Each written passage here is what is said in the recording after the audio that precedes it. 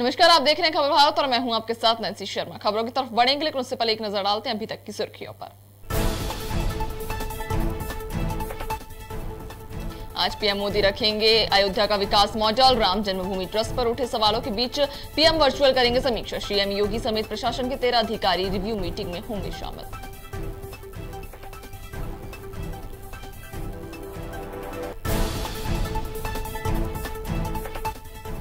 जम्मू कश्मीर की पूर्व मुख्यमंत्री महबूबा मुफ्ती का बड़ा ऐलान। कहा, जम्मू कश्मीर का विशेष दर्जा बहाल होने तक नहीं लड़ूंगी कोई चुनाव। लोगों के साथ दिल की दूरी खत्म करने पर ध्यान दे सरकार।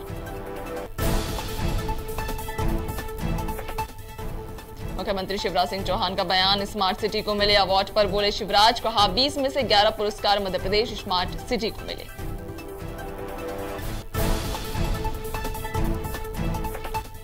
बीजेपी प्रदेश अध्यक्ष वी डी शर्मा का बयान। एससी एसटी मोर्चा की बैठक पर बोले शर्मा। कहा, जनजाति मोर्चा के माध्यम से मुख्य संगठन को गति देने का करेंगे काम।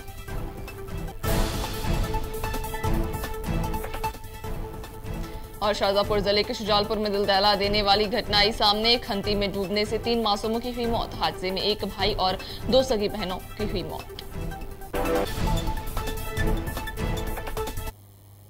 और अब खबरें विस्तार से। उत्तर प्रदेश में अगले साल होने वाले विधानसभा चुनाव से पहले अयोध्या को चमकाने की कवायद चल रही है, जिसके लिए अयोध्या विकास प्राधिकरण की तरफ से मास्टर प्लान तैयार किया गया और लगभग 20,000 करोड़ की परियोजना पर काम चल रहा है। इन परियोजनाओं की समीक्षा के लिए पीएम मोदी आज वर्चुअल मीटिंग करेंगे, जिसमें सीएम योगी आदित्यनाथ समेत प्रशासन के 13 अधिकारी भी इस रिव्यू मीटिंग में शामिल होंगे।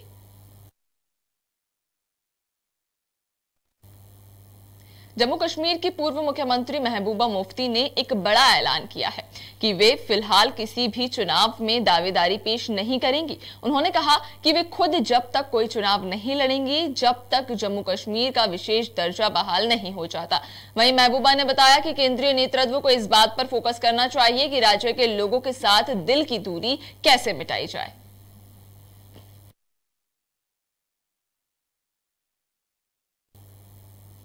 मुख्यमंत्री शिवराज सिंह चौहान ने स्मार्ट सिटी को मिले अवार्ड पर बयान देते हुए कहा कि मध्य प्रदेश का लगातार विकास की दृष्टि से बेहतर परफॉर्मेंस जारी है।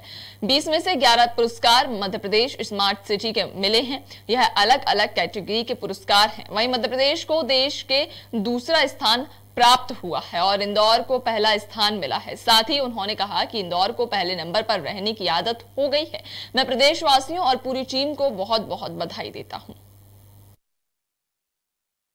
का लगातार विकास की दृष्टि से बेहतर परफॉर्मेंस जारी है। भारत सरकार के India smart cities award contest में कुल मिला के 20 में से 11 पुरस्कार मध्य प्रदेश को मिले हैं। ये अलग अलग श्रेणियों के पुरस्कार थे। स्टेट अवार्ड में मध्य प्रदेश को देश में दूसरा स्थान प्राप्त हुआ है। सिटी अवार्ड में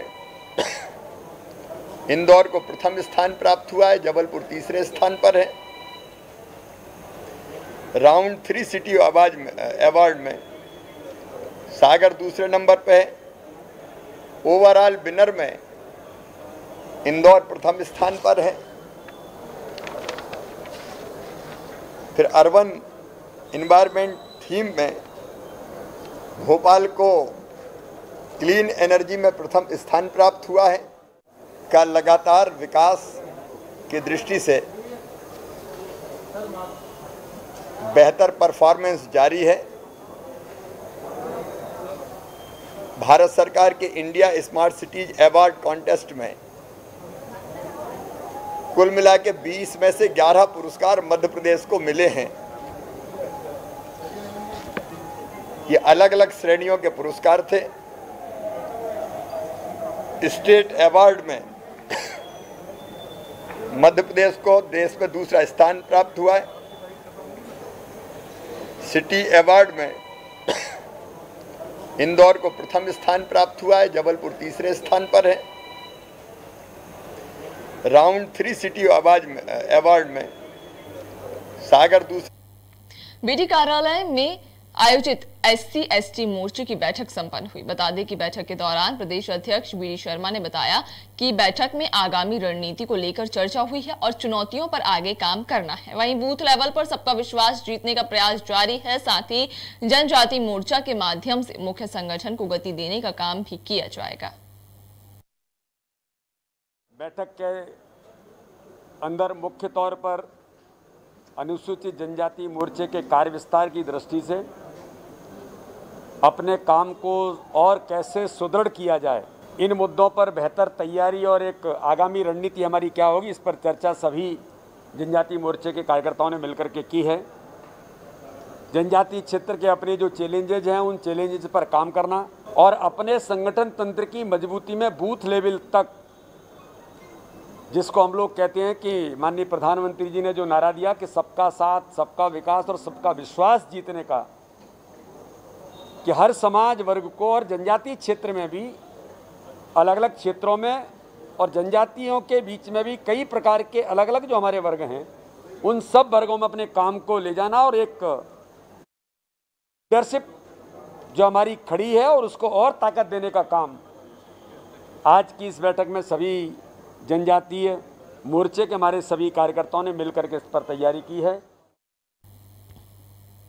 शाजापुर जिले के शुजालपुर में एक दिल दहला देने वाली घटना सामने आई है, जहां 3 मासूमों की खंती में डूबने से मौत हो गई है।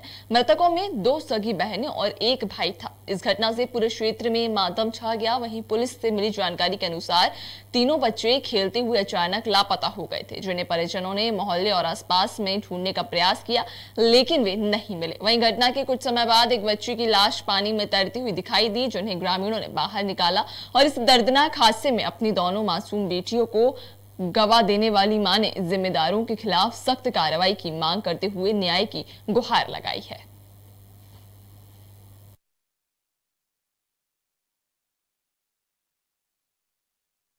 यहाँ पे थोड़ी दूर गड्ढा है, ये खेतों वाले ने खोद दिया है। यहाँ पे मेरी 2 लड़कियां और 1 लड़का मेरे भाई का, दोनों डूब गए। यहाँ पे खेलते खेलते चले गए थे सब।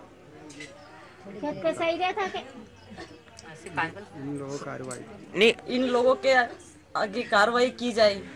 मैं चाहती हूँ कि यहाँ किसी का दूसरे का बच्चा ऐसा नहीं डूबे, किसी की गोद खाली नहीं हो। ऐसे लोगों के लिए कार्रवाई की जाए। कोई भी अभी तक यहाँ पे कोई नहीं आया है। जब तक कार्रवाई नहीं होगी, जब तक मैं खंदक नहीं बुनने दूंगी। मेरा न्याय करे जाए सर।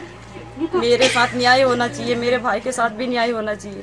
एक लड़का था। यहाँ पे थोड़ी दूर गड्ढा है, ये खेतों वाले ने खोद दिया है। यहाँ पे मेरी 2 लड़कियां और 1 लड़का मेरे भाई का, दोनों डूब गए। यहाँ पे खेलते खेलते चले गए थे सब। सही था के? इन लोगों के आगे कार्रवाई की जाए। मैं चाहती हूँ कि यहाँ किसी का दूसरे का बच्चा ऐसा नहीं डूबे, किसी की गोद खाली नहीं हो। ऐसे लोगों के लिए कार्रवाई की जाए। कोई भी अभी तक यहाँ पे कोई नहीं आया है। जब तक कार्रवाई नहीं होगी, जब तक मैं खंदक नहीं बुनने दूंगी। मेरा न्याय करे जाए सर। मेरे साथ न्याय होना चाहिए, मेरे भाई के साथ भी न्याय होना चाहिए। एक लड़का था। यहाँ पे थोड़ी दूर गड्ढा है, ये खेतों वाले ने खोद दिया है। यहाँ पे मेरी 2 लड़कियां और 1 लड़का मेरे भाई का, दोनों डूब गए। यहाँ पे खेलते खेलते चले गए थे सब। सही था के? इन लोगों के आगे कार्रवाई की जाए। मैं चाहती हूँ कि यहाँ किसी का दूसरे का बच्चा ऐसा नहीं डूबे, किसी की गोद खाली नहीं हो। ऐसे लोगों के लिए कार्रवाई की जाए। कोई भी अभी तक यहाँ पे कोई नहीं आया है। जब तक कार्रवाई नहीं होगी, जब तक मैं खंदक नहीं बुनने दूंगी। मेरा न्याय करे जाए सर। मेरे साथ न्याय होना चाहिए, मेरे भाई के साथ भी न्याय होना चाहिए। एक लड़का था। यहाँ पे थोड़ी दूर गड्ढा है, ये खेतों वाले ने खोद दिया है। यहाँ पे मेरी 2 लड़कियां और 1 लड़का मेरे भाई का, दोनों डूब गए। यहाँ पे खेलते खेलते चले गए थे सब। सही था के? इन लोगों के आगे कार्रवाई की जाए। मैं चाहती हूँ कि यहाँ किसी का दूसरे का बच्चा ऐसा नहीं डूबे, किसी की गोद खाली नहीं हो। ऐसे लोगों के लिए कार्रवाई की जाए। कोई भी अभी तक यहाँ पे कोई नहीं आया है। जब तक कार्रवाई नहीं होगी, जब तक मैं खंदक नहीं बुनने दूंगी। मेरा न्याय करे जाए सर। मेरे साथ न्याय होना चाहिए, मेरे भाई के साथ भी न्याय होना चाहिए। एक लड़का था। यहाँ पे थोड़ी दूर गड्ढा है, ये खेतों वाले ने खोद दिया है। यहाँ पे मेरी 2 लड़कियां और 1 लड़का मेरे भाई का, दोनों डूब गए। यहाँ पे खेलते खेलते चले गए थे सब। और इस पर ज्यादा जानकारी के लिए हमारे संवाददाता पिंटू सोनी हमारे साथ जुड़ चुके हैं। तो पिंटू, जिस तरह से घटना सामने आई है, 3 बच्चों की जान जा चुकी है, क्या है पूरा मामला? नैन्सी जी, मैं घटनाक्रम बताना चाह रहा हूँ जी कि यह घटना शाहजहांपुर जिले के गुलाना क्षेत्र की है जी, जहाँ पर 3 मासूमों की एक नाले में डूबने से मौत हो गई है जी। तो क्या इस पूरे ये जो देख सकते हैं हम तस्वीरों में साफ तौर पर कि नाला पूरी तरह से खुला डला हुआ है, तो ये पहली दुर्घटना है या फिर इससे पहले भी इस तरह की कई दुर्घटनाएं हो चुकी हैं? नहीं, मैं आपको बताना चाहूंगा नैन्सी जी कि इसके पहले 2 वर्ष पूर्व भी इसी क्षेत्र में एक घटना स्कूल परिसर के कुएं में एक वैन गिरने से हुई थी। मतलब बारिश के समय पे यहाँ पे व्यवस्था कुछ भी नहीं है, किसी प्रकार के कोई सुरक्षा इंतजाम नहीं है, जिसके मद्देनजर कई बार इस तरह की घटनाएं इस क्षेत्र में घटित हो चुकी है। जी, तो क्या इन घटनाओं से प्रशासन कोई सबक ले रहा है? क्या कुछ यहाँ पर इंतजाम किए जा रहे हैं? नहीं, प्रशासन अगर देखा जाए तो विगत जितने भी समय में इस तरह की घटनाएं हुई है उससे सीख लेते हुए प्रशासन ने कभी भी कोई सुरक्षा के पुख्ता इंतजाम अभी तक नहीं किए गए हैं। जी, हमने संबंधित विषय में पुलिस प्रशासनिक अधिकारियों से भी चर्चा की, लेकिन उन्होंने भी इस संदर्भ में सिर्फ जांच कर आगे की कार्रवाई देने का आश्वासन दिया। जी, तो अभी जिस तरह का ये ताजा मामला हमारे सामने आया है कि 3 मासूम बच्चों की जान जा चुकी है, तो इस पर परिजनों का क्या कहना है? क्या कुछ कह रहे हैं वो? क्या कार्रवाई की मांग कर रहे हैं? परिजनों में जो मासूम बच्चों की जो मौत हुई है, उनकी मां का यह प्रशासन से यह अनुरोध किया गया है कि जो भी इस तरह की लापरवाही बरतते हैं, इस मामले में जितने भी लोग जिन्होंने इस तरह के अपने निजी स्वार्थ के लिए नाले नदी का निर्माण किया गया है जी, उन पर कठोर कार्रवाई करना चाहिए। जी, चलिए, तमाम जानकारी साझा करने के लिए बहुत बहुत धन्यवाद आपका। तो जिस तरह से हमने यहाँ पर देखा कि एक खुले नाले में 3 बच्चों के गिरने से मौत हो गई है और इस पर प्रशासन हालांकि अभी तक कोई एक्शन नहीं ले रहा है, ना ही तो इस नाले को बंद करवाया गया है, ना ही इस नाले के आसपास में कोई रेलिंग या फिर कोई पुख्ता इंतजाम किए गए हैं जिसकी वजह से कोई अन्य मासूम अब इस नाले में डूबकर अपनी जान ना गंवाए।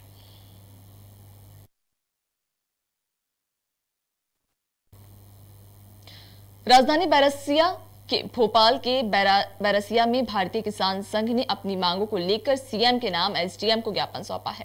दरअसल मामला नजीराबाद इलाके के मजीदगढ़ शासकीय गेहूं खरीदी केंद्र का है, जहां पर दर्जन भर किसानों ने गेहूं बेचा था, लेकिन आज 3 महीने बीतने के बाद भी किसानों को गेहूं का भुगतान नहीं हुआ, जिसको लेकर भारतीय किसान संघ ने नाराजगी व्यक्त की है। वहीं किसान संघ ने मांग की है कि उनका भुगतान ब्याज सहित किया जाए। 8 सूत्रीय मांगों को लेकर महोदय अनुविभागीय अधिकारी जी को मुख्यमंत्री महोदय के नाम ज्ञापन दिया है। मजीदगढ़ में 1 दर्जन किसानों के साथ जो घोर अत्याचार हुआ है उसको लेकर भारतीय किसान संघ काफ़ी आक्रोशित है और जल्द से जल्द किसानों का गेहूं का पैसा अगर नहीं मिला तो भारतीय किसान संघ प्रत्येक गाँव में शासन प्रशासन की योजनाओं का बहिष्कार करने को बाध्य है। भारतीय किसान संघ के द्वारा जो ज्ञापन दिया गया है उसको संज्ञान में लिया गया है और माननीय कलेक्टर महोदय ने पूर्व में ही 2 दिन पहले ही प्रबंध संचालक केंद्रीय सहकारी बैंक को ये जो मांगे आपके द्वारा प्रस्तुत की गई हैं उसके संबंध में एक पत्र लिखा है और समितियों के विरुद्ध कार्रवाई करने के भी उसमें निर्देश दिए गए हैं।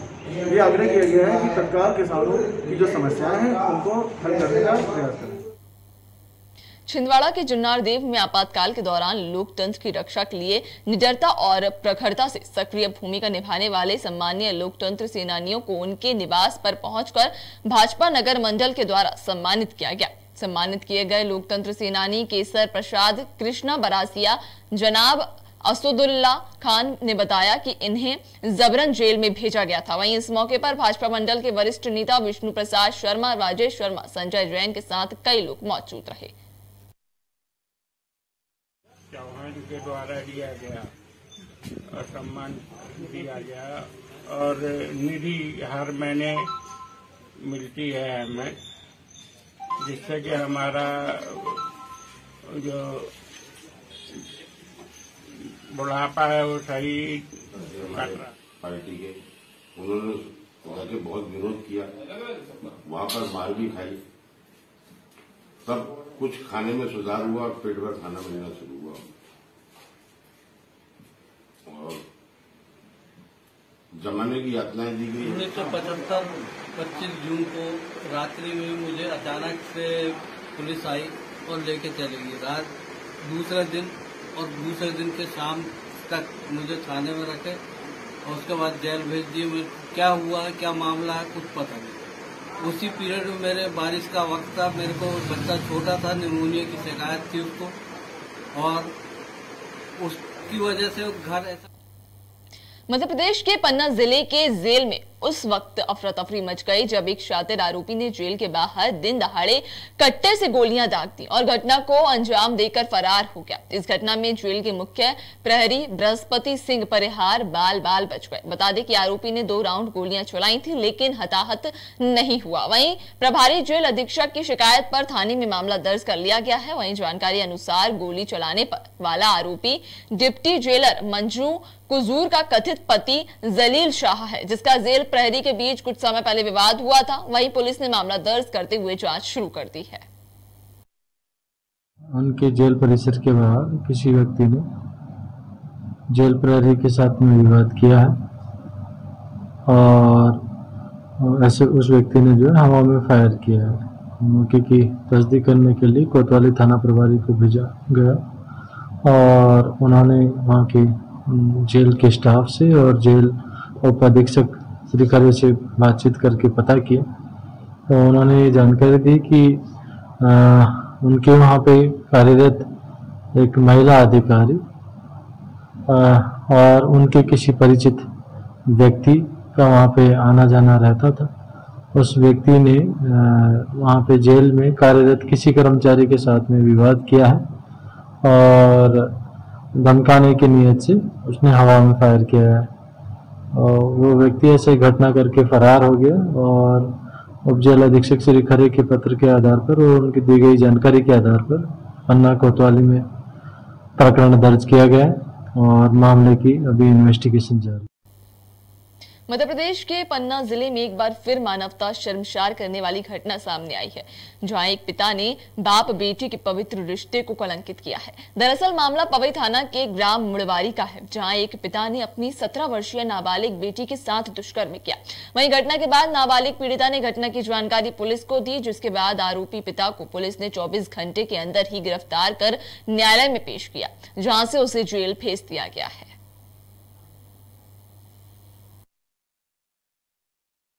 थाना पवई के मुड़वारी गांव में 11वीं कक्षा में पढ़ने वाली छात्रा जो लगभग 17 वर्ष की थी और उसके पिता ने ही उसके साथ दुष्कृत्य किया है। बेहद गंभीर मामला है और पुलिस ने 24 घंटे के अंदर उसके पिता को गिरफ्तार कर लिया, जो मतलब भाग गया था। गिरफ्तार कर लिया और रिमांड को लेकर के जेल भिजवा दिया।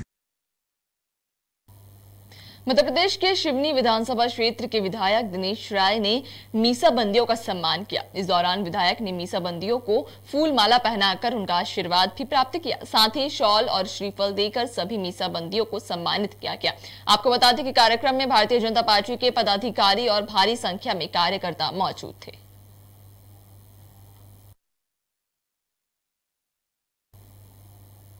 फिलहाल की इस बुलेटिन में इतना ही। ताजा तरीन खबरें देखने के लिए बने रहिए आप खबर भारत के साथ। नमस्कार।